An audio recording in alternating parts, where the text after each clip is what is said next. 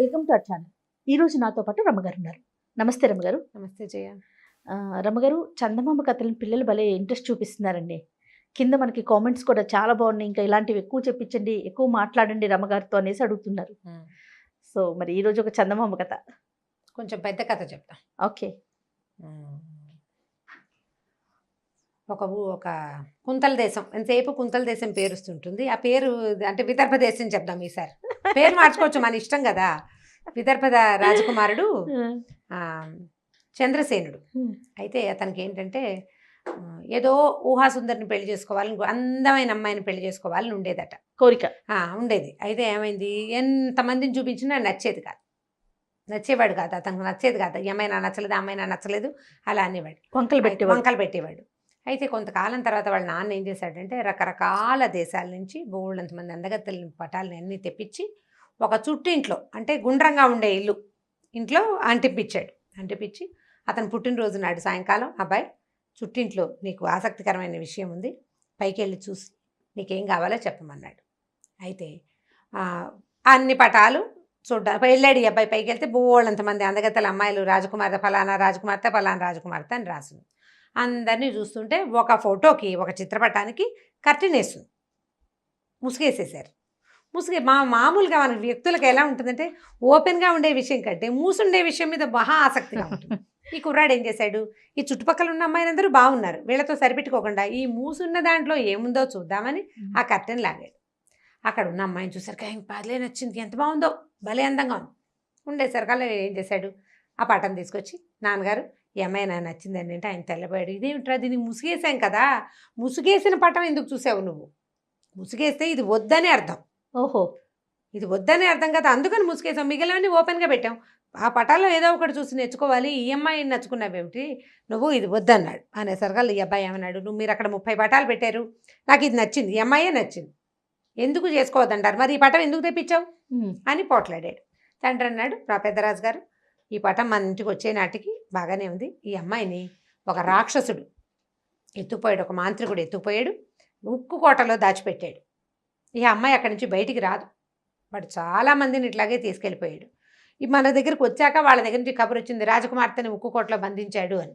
కాబట్టి ఇది లాభం లేదు, ఈ అమ్మాయి కుదరదంటే ఈ అబ్బాయి ఏమన్నాడు, ఉక్కు కోటలో ఉంటేడు, బంగారపు కోటలో ఉంటాడు, నేను వెళ్ళి తెచ్చుకుంటా, నాకు ఆ అమ్మాయి నచ్చింది, నాకు నేను రాజకుమారుని, నాకు నచ్చిన దాన్ని తెచ్చుకోలేకపోతే ఎందుకు ఈ రాచరికం వేస్ట్. నేను రాజుగారి అబ్బాయి కదా, ఏదో ఏమైనా నేను అబ్బాయి నా వల్ల కాదని ఊరుకుంటాను. నేను రాజకుమారుని, నాకు బోల్డంత శౌర్యం ప్రతాపం అవి ఇవి బోల్డన్ ఉన్నాయి, ఇవన్నిటి ప్రకారము నేను వెళ్ళి తెచ్చుకోవాల్సిందే తప్పితే ఇప్పుడు అలాగే చేస్తాము. ఒక అమ్మాయి కోసం యుద్ధం చేసి అమ్మాయిని తెచ్చుకుంటున్నాం, మామూలుగా అలా చేస్తారు, ఇప్పుడు నేను ఎందుకు మాంత్రికుడితో యుద్ధం చేయకూడదు అని అన్నాడు. వాళ్ళ నాన్న అన్నాడు, ఒరే మనుషులతో యుద్ధం వేరు, మాంత్రికులతో యుద్ధం వేరు, ఇది కష్టమైన సంగతి, వద్దని తల్లి తండ్రి ఎన్ని విధాల బతిమలాడినా ఒప్పుకోలే అబ్బాయి, ఒప్పుకోలే, వెళ్తాను వెళ్ళాల్సిందేనన్నాడు. ఇక వాళ్ళకి విసుగు పుట్టి ఒక మంచి గుర్రం, ఒక పనివాడిని తోడిచ్చి వీళ్ళని వెతుక్కోమంటే వీడు అలా వెళ్తుంటే చాలా కాలం వెళ్ళాడు. ఆ ఉక్కు కోట అనే పదార్థం ఎక్కడుందో తెలియదు, దాని ఆనుపాను తెలియదు, మాంత్రికుడు ఎత్తుపోయాడు, ఉక్కు కోటలో పెట్టాడు పదమే అందరికీ తెలుసు. ఇలా కొన్ని అడవులు అవి దాటాడు. దాటిన తర్వాత ఏమైంది, ఒక అతను కనిపించాడు. కనిపించేసరికి సరే నువ్వెవరు ఏమిటి అంటే, నేను ఉక్కు కోట కోసం వెతుకుతున్నాను అని చెప్పాడు. చెప్పి నువ్వెవరంటే నా పేరు పొడుగు, నేను ఎంత పొడుగైనా ఎదగలను అన్నాడు. వచ్చినవాడు ఏమిటి పొడుగా అలా ఎలా ఎదుగుతామంటే ఇదిగో అని ఇలా పొడుగ్గా సాగిపోయేటవాడు, ఇంత పొడుగైపోయాడు. వాడికి అంత పొడుగు, వాడికి ఎంతంత పొడుగు కాళ్ళు, ఎంతంత పొడుగు చేతులు ఉంటాయి, అంత పొడుగు అయ్యేసరికల్లా రాజుకి ఆశ్చర్యం వేసింది రాజకుమారుడికి. అబ్బా భలే బాగున్నావు, నువ్వు నాతో ఉండాలి, నీలాంటి వాడు ఉంటే నా ప్రయాణం చాలా బాగా ఉంటుంది, రా అని తెచ్చుకుని, ఈ పనివాడు ఉన్నాడుగా, వాడు చక్కగా వంట అది చేస్తాడు, ఈ పొడుగు కూడా చక్కగా భోజనం పెట్టి దగ్గర కూర్చోబెట్టుకున్నాడు. అప్పుడు ఏమన్నాడంటే, మనం ఉక్కు కోట వెళ్ళాలి, ఈ ఉక్కు కోట ఎక్కడుందో చూడు నువ్వు అనేసరికల్లా వీడింత పొడుగ్గా శుభ్రంగా సుష్టిగా తిన్నాడు వీళ్ళతోటి. ఈ పొడుగ్గా పైకి ఎదిగి ఆ చెట్ల మీద నుంచి దూరంగా అక్కడ ఫలానా చోట ఉక్కు కోట కనపడుతుంది, మనం చాలా దూరం వెళ్ళాలి, పద వెళ్దామని తీసుకెళ్ళేసరికి ఇద్దరు కలిసి దారిలో వెళ్తున్నారు. వాడికి తెలుసు కదా దారి, ఆ దారి ప్రకారం వెళ్ళడం మొదలుపెట్టారు. వెళ్తుంటే మధ్యలో ఒకడు కనపడ్డాడు. వీళ్ళిద్దరూ పలకరించుకున్నారు, ఈ పొడుగును ఆవాడు. వాడి పేరు ఏమిటంటే అడ్డం. అడ్డమట. అయితే అడ్డం అంటే నువ్వేంటి ఇలా లావుగా అవుతావా, నువ్వేమవుతావు, అడ్డంగా నుంచుంటావా అని అడిగితే, కాదు నేను అడ్డంగా పెరుగుతానని. వాడు అని గాలి లోపలికి పీల్చుకుని నోరు మూసేసుకున్నాడు. ఆ గాలి ఎలా ఎక్స్పాండ్ అయిందంటే ఇలా పెరగడం మొదలుపెట్టాడు అడ్డంగా. వాడు ఇంత అడ్డం, ఎంత అడ్డం అంటే వాడు పెరిగిన వాడి శరీరానికి చూసుకుని వీళ్ళిద్దరూ చెరో పక్కకి పరిగెత్తారు. లేకపోతే వాడి కింద పడి నలిగిపోవాల్సిందే. అంత అడ్డం పెరిగిపోగలడు, వాడి దగ్గర ఆ శక్తి ఉంది. సరే, అప్పుడు చాలా చాలా బాగుంది అన్నారు. ఈ మొత్తం శరీరం అంతా దగ్గరికి తీసుకున్నారు. నువ్వు కూడా మాతో రా, మాతో పాటే ఉండు, మాతో పాటే తిందుగానని సరే తీసుకెళ్లారు. వీళ్ళు ముగ్గురు వెళ్తుంటే, ముగ్గురు అంటే రాజకుమారుడి పనివాడు గుర్రము ఉన్నాయిగా, వెళ్తూ ఉంటే వాళ్ళకు ఒక కుర్రాడు కనపడ్డాడు. వాడు ఏంటంటే కళ్ళకి గంతలు కట్టుకుని అట్లా నడుచుకుంటూ పోతున్నాడు. రాజకుమారుడు ఇదేమిటి వీడు ఇలాగా గంటలు కట్టుకుని ఎట్లా నడుస్తాడు, కళ్ళ గంతలు కట్టుకుంటే కష్టం కదా, ఇబ్బంది కదా అనేసరికల్లా ఆ అబ్బాయిని పట్టుకున్నారు. వాడి పేరు చురుకు కళ్ళు. ఆ అబ్బాయిని అడిగాడు, నువ్వు కళ్ళ గంతలు కట్టుకుంటే ఎట్లా నడుస్తావో, ఈ కళ్ళ గంతలు ఏంటి? కాదండి, నేను చూశానంటే చాలా ప్రమాదాలు జరుగుతాయి, గంతలు లేకపోతే. గంతలున్నా నేను చూడగలను, ఓహో, ఎక్కడున్నా నేను చూడగలను, ప్రతి వస్తువు నా కంటికి కనపడుతుంది, గంతలు తీస్తే ప్రమాదం వస్తుంది అన్నాడు. ఏది తీసి చూపించంటే వాడు గంతలు తీయగానే ఆ దగ్గరలో ఉన్న చెట్టు భగభగా మండిపోయి కాలిపోయింది. వాడు వెంటనే గుడ్డ కట్టేసుకున్నాడు. ఇలా అవుతుంది, అందుకని నేను కళ్ళ గుడ్డ తీయను, కానీ నాకు ప్రతిదీ కనపడుతుంది అనేసరికల్లా అప్పుడు ఇతను ఏమన్నాడు, మాకు దారి తెలుసు, కాకపోతే ఏదో అలానే వీడి పొడుగు చూశాడు కదా, తెన్ను తెలీదు ఏ రకంగా వెళ్ళి ఏం చేయాలో, కాబట్టి నువ్వు ఏదైనా చెప్పమంటే వీడు ఏం చేశాడంటే ఈ కళ్ళగా తన దృష్టిని బాగా కేంద్రీకరించి రాజకుమార్తె ఉక్కు కోటలో ఉందని, ఫలానా చోట ఉందని చెప్పాడు. చెప్పేసరికల్లా ఈ పొడుగు ఏం చేశాడు, తన శరీరాన్ని అమాంతం పెంచి ఈ రాజకుమారిని, పనివాడిని, ఈ చురుక్కళ్ళవాడిని, అడ్డాన్ని నలుగుని ఇలా పట్టుకుని సందిటి పట్టు గబగబా ఉక్కు కోట వైపుకి నడిచేశాడు.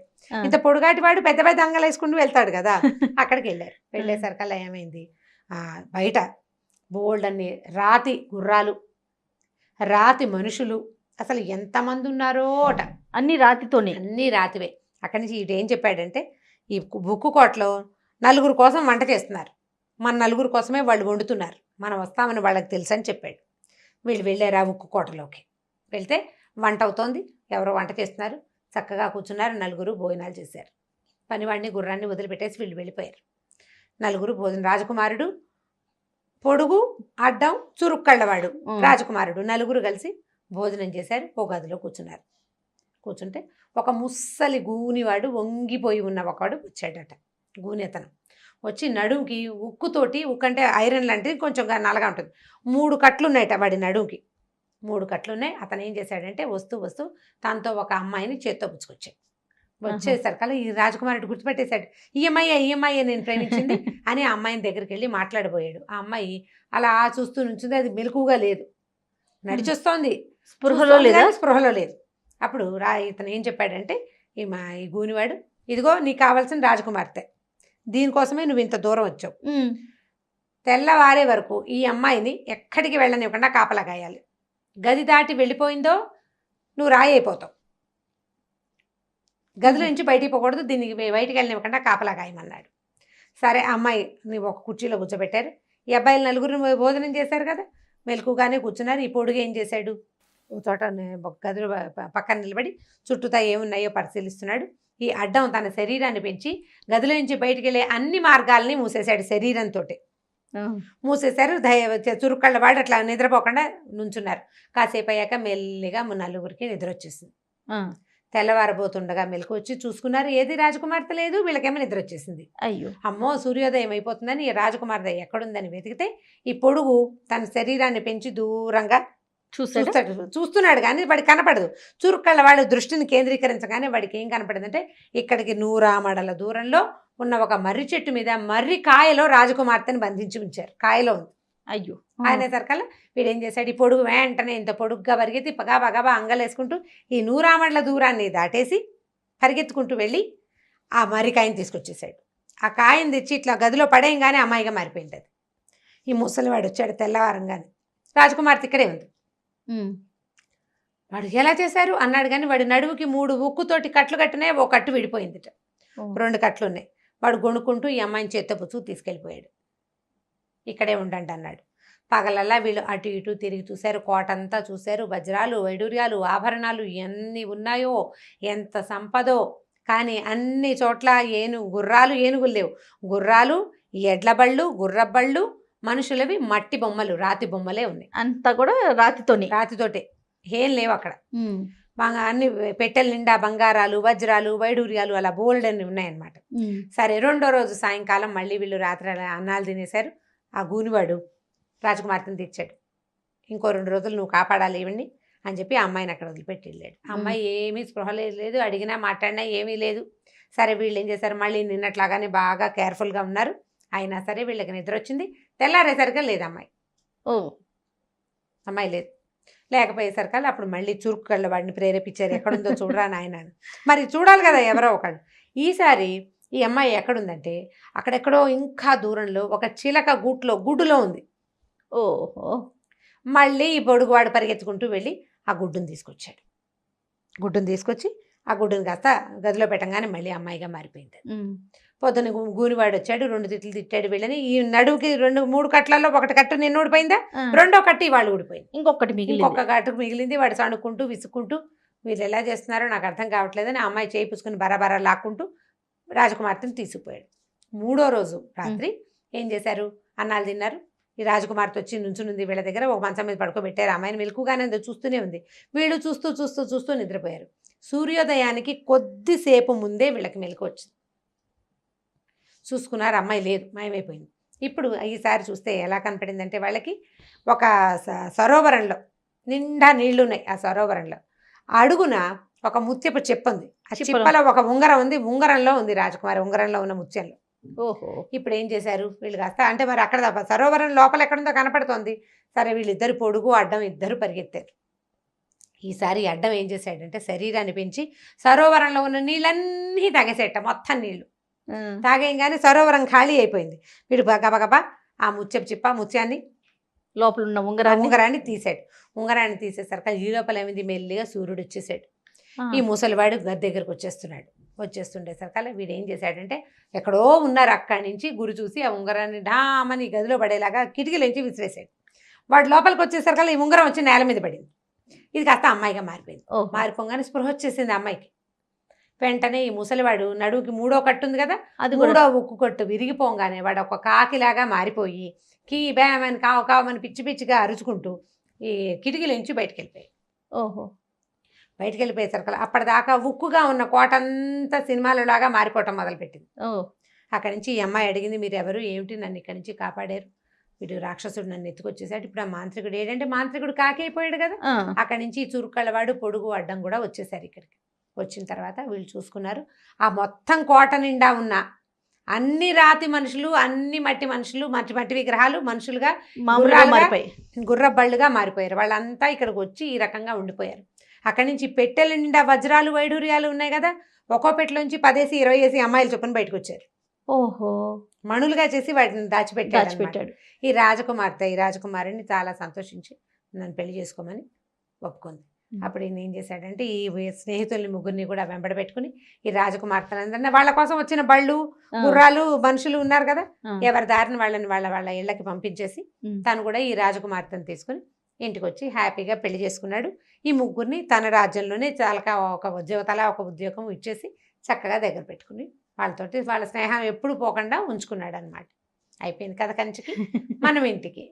చాలా బాగుంది రమ్మగారు. జానపద కథ.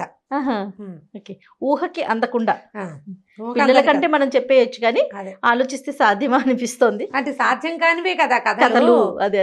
అలాంటి కథలు మనం చూడలేదా, సూపర్ హిట్ అయిపోయింది కదా, ఎక్కడో పడిన పిల్లాడు ఇక్కడ తేలేడు. జానపద కథలు అలాగే కదా ఉంటాయి. ఇలా విపరీతంగా ఇప్పుడు కథ అంటే మీకు రియల్ గా జరిగే దాని మీద అంత ఆసక్తి ఉండదు కదా, విపరీతంగా ఉండేదే ఆసక్తికరంగా ఉంటుంది.